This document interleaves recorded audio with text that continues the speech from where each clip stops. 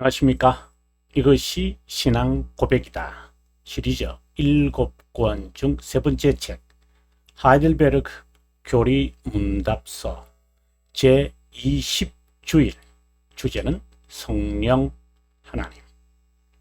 그리고 이 본문의 문항은 제53문이고요.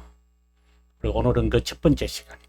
그리고 여러분이 가지고 있는 책 451페이지에서 우리가 본문을 볼 수 있습니다. 그런데 오늘 본문에 들어가기 전에 우리가 이제 문항을 시작할 때마다 지금까지 그 주제, 그러니까 주일이 52주일로 나누어져 있잖아요. 전체 127문항이. 그래서 오늘까지 또 앞으로 어떻게 전개될 것인지 주일의 주제들을 먼저 한번 살피고 우리가 본문으로 451페이지로 가서 성령 하나님에 대해서 무엇이라고 우리가 고백을 하고 있느냐 한번 살펴보면 좋겠습니다. 제1주일의 주제가 위로입니다. 제가 번호를 한번 써서 한번 해보도록 하겠습니다. 1, 2, 3, 4, 5, 6, 7, 8 이렇게 쓰고요. 일주일이 위로입니다. 그 위로에 대하여 인간은 비참함을 깨닫게 되어지고요. 이 비참함은 불순종에서 온다고 되어 죄송합니다. 이게 타락을 먼저 이야기를 해야 됩니다. 비참함 어디서 옵니까? 타락에서 옵니다. 이렇게 되어 있고요. 이것은 어떻게 옵니까? 불순종으로 오고요. 그 다음에 이것을 구원하기 위하여 정의, 즉 중보자 하나님이 요청됩니다. 그리고 그분은 두 본성을 가지신 분이십니다. 우리는 그분을 믿어야 합니다. 여기 이제 믿음에 대하여 1, 2 이제 되겠죠. 그 다음에 우리가 사도신경으로 이제 들어갑니다. 사도신경의 서론이 되고요. 그 다음에 9주일, 10주일, 11, 12, 13, 14, 15, 16주일 이렇게 되는데 먼저 사도신경으로 들어가면은 아버지 하나님 아주 중요하죠. 그 다음에 들어가는 것이 아버지 하나님은 섭리의 하나님이다. 그리고 구속자 하나님. 이것은 어떻게 보면 창조자 하나님이라고도 이제 말할 수 있겠습니다. 14망으로 갑니다. 이분은 기름 부음 받은 자다.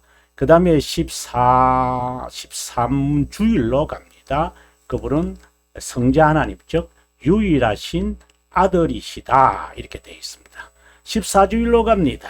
그분은 이제 수태대, 즉 성육신에 관한 고백이 이제 시작을 합니다만은 그분은 고난을 당하시고 죽으셨습니다. 그리고 17, 18, 19, 20, 21, 22, 23, 24 이렇게 되겠습니다. 17항에서는 어떤 내용인가요? 봤을 때 부활에 관한 내용입니다. 그 다음에는요, 성천. 그 다음에 우리가 지난 시간에 보았습니다만은 이제 우편의 안저시. 그리고 오늘 우리가 성령 하나님에 관한 이야기가 되겠죠. 그리고 이제 여기 사도신경의 서론이 이제는 사도신경의 결론이 이제 내려집니다. 그리고 난 다음에 재림에 대한 고백이 이제 있게 되고요. 재림에 있고 난 다음에 23주간에 가면은 이신칭의에 관한 고백이 있게 되어지고 그 다음에 선행에 관한 고백이 있게 되어집니다. 좀 더 계속해 볼까요? 25문, 26주일, 27주일, 28주일, 29주일, 30주일, 31주일, 32주일 이렇게 되는데요. 25주일로 갑니다. 15주일로 가면은 성례를 이야기하고요. 그 다음에 세례를 이야기하고요. 27주에는 유아 세례 참 중요하게 다루는 것 같아요. 그 다음에 당연히 성찬에 관한 이야기가 되겠습니다. 관한 이제 주제 성찬에 대한 관한 주제가 되어지면은 이제 화채서를 당연히 다루게 됩니다. 로만 카톨릭이고요. 그 다음에 그것에 대한 미사에 관한 우리가 반박이 있을 것이고, 그 다음에 열쇠, 이것은 우리가 기간과 이제 관련되어지는데요. 그 다음에 회개가 나오게 됩니다. 33주일에 가서 이제 거룩함 이렇게 되어지고, 그 다음부터 이제 십계명, 그 다음에 주기도문 이렇게 이제 해서 이제 전체 52주일로 연결되겠습니다. 예, 우리는 오늘 이제 여기에 머물게 되어지는데요. 여러분, 저와 함께 451페이지로 가서 내용을 읽으면서 여러분에게 자세한 우리의 고백, 개혁신앙의 성령 하나님에 대한 고백을 한번 읽고, 또한 제가 어떻게 설명하고 있는지 해설을 보도록 하겠습니다. 예, 여러분, 저는 451페이지로 왔습니다. 예, 53문이고요. 성령 하나님 큰 주제가 되겠습니다. 자, 53문의 내용입니다. 우리가 한번 읽어보도록 할까요? 당신은 성령 하나님에 관해 무엇을 믿나? 이렇게 질문을 던집니다. 첫째, 그분은 아버지와 아들과 더불어 참되고 영원히 공존하는 하나님이다. 이렇게 말합니다. 아주 중요한 고백이 나왔습니다. 자세하게 제가 설명을 하겠습니다만, 코이터널과 그 다음에 코이센셜이라는 신학적 용어가 있죠. 영원, 그러니까 동일 영원하고 동일 본질이다. 다시 말해서 본질에서 공존하고, 그리고 영원에서 영원성도 공존하시는 하나님입니다. 자, 이 이야기를 우리들에게 말하고 있는 거죠. 계속해서 보겠습니다. 둘째, 그러니까 처음에는 하나님이시다. 자, 이 말을 하는 거고요. 두 번째로 갑니다. 그분은 참된 믿음으로 나를 그리스도와 그분의 모든 혜택에 참여하게 하려고, 다른 말로 한다면은 성령 하나님의 주된 사역은, 칼빈 선생이 정말 정확하게 제가 이런 말을 해도 되는지 모르겠지만 3권 1장 1항에서 이제 1항이 아니라 4항에서 이제 말을 하죠. 믿음을 심는 것이다. 바로 그 이야기를 지금 여기서 나옵니다. 나를 위로하고, 그리고 믿음만이 아니고 믿음을 강화시키고 하는 이런 내용들이 이제 있게 되겠죠. 영원히 나를 위로하고 나와 함께 가시는 분이다 라고 되어 있습니다. 자, 그러면 그 다음에 내용을 또 한번 우리가 읽어야 되겠지만, 우리가 주석을 한번 읽어보도록 하겠습니다. 53문은 성령 하나님의 신성에 관한 고백이다. 특별히 우리가 일본에서 우리가 살폈죠. 삼위일체 하나님. 제가 삼위동질이라는 말을 넣은 근거를 방금도 제가 말씀드렸습니다만, 신성을 논하게 될 때 이터널 이렇게 말하죠. 영원 공존한다. 또는 동일 영원하시다. 그 다음에 또 하나는 co-essential 이런 말이 있습니다. 이거는 동일 본질이잖아요. 요거를 이제 그리스어로 이제 한다면 히포스타시스라고 이제 이렇게 되겠죠. 이거는 이제 뭐 초대교회 때 제1차 니케아 범종교 회의에서 이 단어가 되어졌죠. 근데 이제 죄송합니다. 히포스타시스가 아니고 호모오시오스였습니다. 죄송합니다. 호모오시오스인데 호모오시오스. 네. 근데 이제 2차 종교회의였던 콘스탄티노플에 오게 되어지면 세미 아리오스주의가 등장하거든요. 그래서 호모의 유사 본질 오시오스 이렇게 되어져서 이것은 이단성이 있음을 제2차에서 밝히면서 호모오시오스 즉 동일 본질이 정통사상임을 이제 선언하는 콘스탄티노폴리스 이제 신조까지도 작성되게 되죠.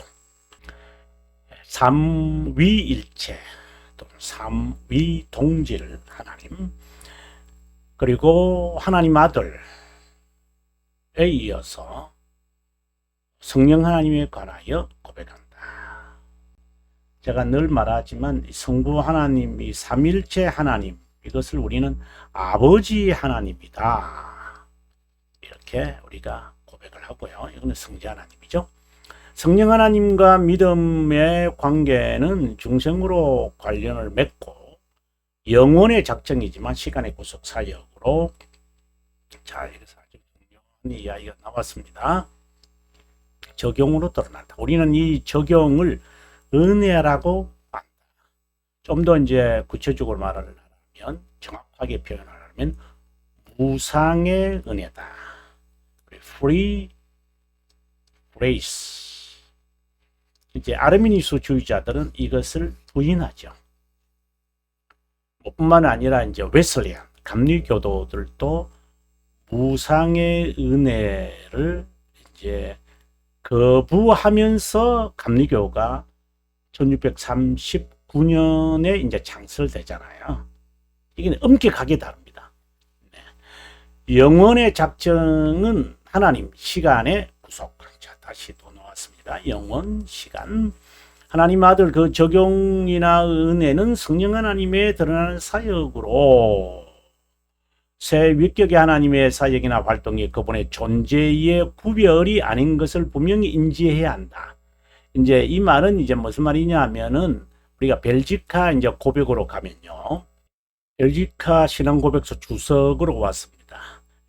8항의 고백이고요. 그 내용은 한 본질과 구별된 새 위격입니다.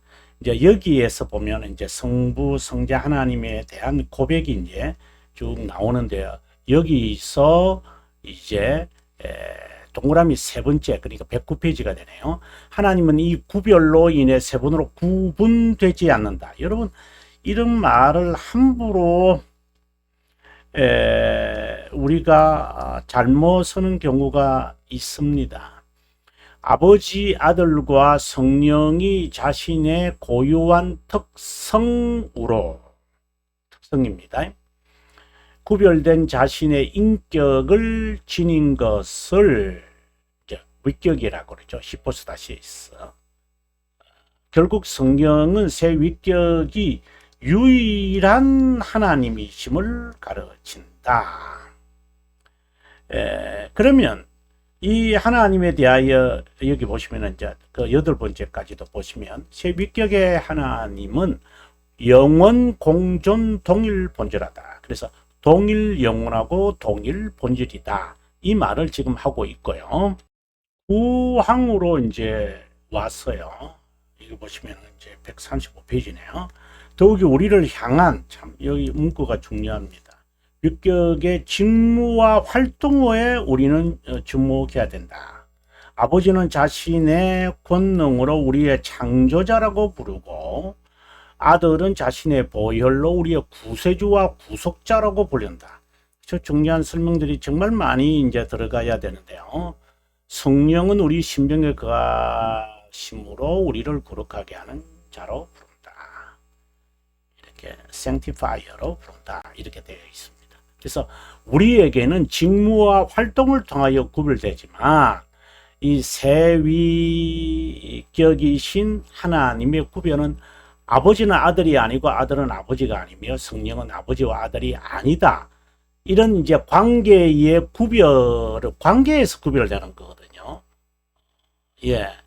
그래서 우리가 이 부분에 있어서 좀 여러분 벨지카를 통해 좀 정리가 되고 왔으면 좋겠다고 노파심에서 여러분에게 말씀을 드렸습니다. 그러면 다시 이제 본문으로 돌아가도록 하겠습니다.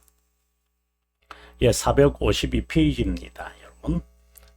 오늘 뭐 왔다 갔다 하니까 좀 좀 너무 설명할 게 길어서 그랬습니다. 제53문은 성령 하나님의 신앙 신성에 관한 고백이다. 우리 읽었고요. 그리고 영원한 작정 시간의 구속 사역, 드러난 사역과 활동. 이것을 우리가 이제 벨지카 구항에서 방금 우리가 살펴보았습니다. 새 위격의 하나님의 사역과 활동이 그분의 존재의 구별이 아닌 것을 분명히, 존재의 구별은 아니다. 우리에게 그렇게 이제 구별되시다는 것이 이제 드러나는 겁니다. 인간 측면에서 구별 이해를 위한 것이지, 새 위격의 구별은 관계의 측면이다. 관계에 따른 구별이기에 중요하다. 자, 뭐 여러분 이제 좀 중요한 내용으로 이제 들어가는데, 앞서 우리가 벨지카도 볼 때에 처음부터 그렇게 말했습니다만, 동일 본질 그리고 동일 영원, 뭐 이렇게 될 수도 있고, 영원 공존, 뭐 이런 이제 뭐 어쨌든 영어에서는 coexistential, essential, co-eternal 이런 단어인데요. 이 부분이 이제 벨지카에서도 아주 자세하게 고백하고 있는데요. 이제 성령 하나님에 대해서 말할 때 성령 하나님의 신성을 먼저 인식하는 것이 중요해요. 뭐 성령 하나님을 성부 성자 하나님에게서부터 나온다 이렇게 말하니까 뭐 불의는 종으로 여기다면 정말 큰 오산이다는 생각을 해봅니다. 그러면 좀 더 이제 설명을 하면 좋겠는데, 오늘은 이제 서론격으로 이야기를 했고, 다음 시간에 여러분 우리 페이지 452페이지의 내용에서 자세하게 제가 성령 하나님에 대한 고백, 그 전에 여러분들 좀 부탁을 드리고 싶은 것은 벨지카, 우리가 앞서 읽었습니다만은 벨지카 구왕 8항부터 이제 삼일체 하나님이 설명하잖아요.